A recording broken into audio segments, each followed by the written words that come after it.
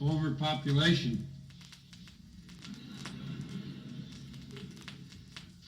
I must have misunderstood something in this story. There must be a misprint in this paper. Hats off, it says here. The final war is over again. Here they come again, parading by the cafe terrace. I stand on my chair to see. I still can't see the brave, burned hero's face. I stand on the table, waving my only hat with the hole in it. I throw the hole away into the street after the black limousine. I don't throw my newspaper.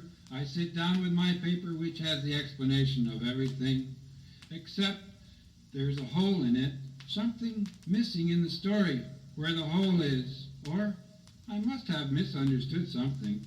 The nations have decided, it says here, to abolish themselves at last. It's been decided at the highest level and at the lowest level to return to a primitive society. For science has conquered nature, but nature must not be conquered.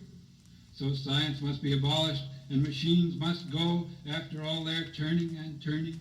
The automobile is a passing thing. After all, the horse is here to stay. Population has reached its limit. There's standing room only, nowhere to lie down anymore. Medical science must be abolished so people can die when they're supposed to. There's still room under the surface. I keep hoping I have misunderstood something in this story. People still lose and find themselves in bed, and animals still aren't as cruel as people because they can't talk. But we weren't designed to live forever and ever, and design is everything. The little enzyme they've discovered that prevents aging and causes conception must be lost in the body again. All must be begun over in a new pastoral era. There have been too many advances. Life can't bear it any longer. Life is not a drug made from mushrooms eaten by Samoyeds in Siberia, which fully retain their intoxicating properties when transmitted in urine, so that an endless line of men may get drunk over and over on the same mushroom. A chain reaction of avid statues with mouths at penises. I must have misunderstood something in this story.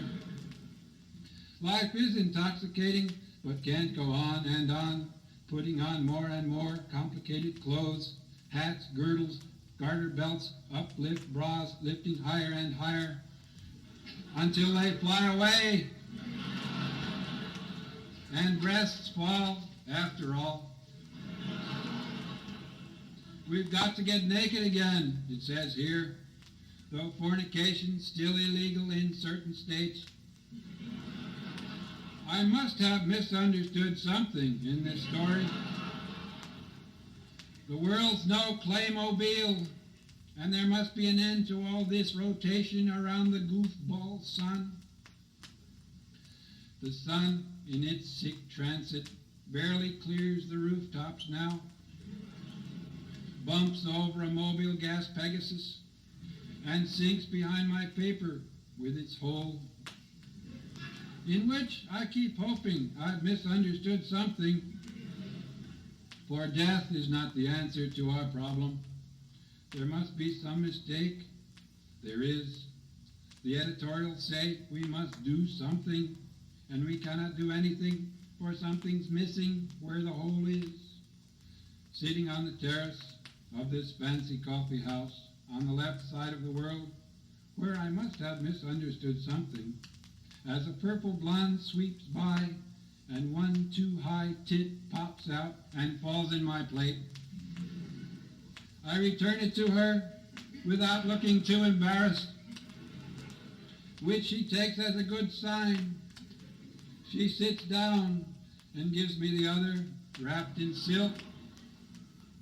I go on reading my paper, thinking I must have misunderstood something, trying to look like it's all happened before. It has. It's a Claymobile with something missing. I look under the table and see Our legs are intertwined, our two chairs fuse. Our arms are round each other. She's facing me, crouched in my lap. Her legs are around me. My white snake has entered her, speaks of love inside of her. She moans to hear it, but something's missing. Sex without love wears gay deceivers. I still have one of her breasts in my hand. The waiter comes running, picks up my fallen paper, hoping he's misunderstood something. None of us will ever die as long as this goes on. The enzyme bottle lies open on the table.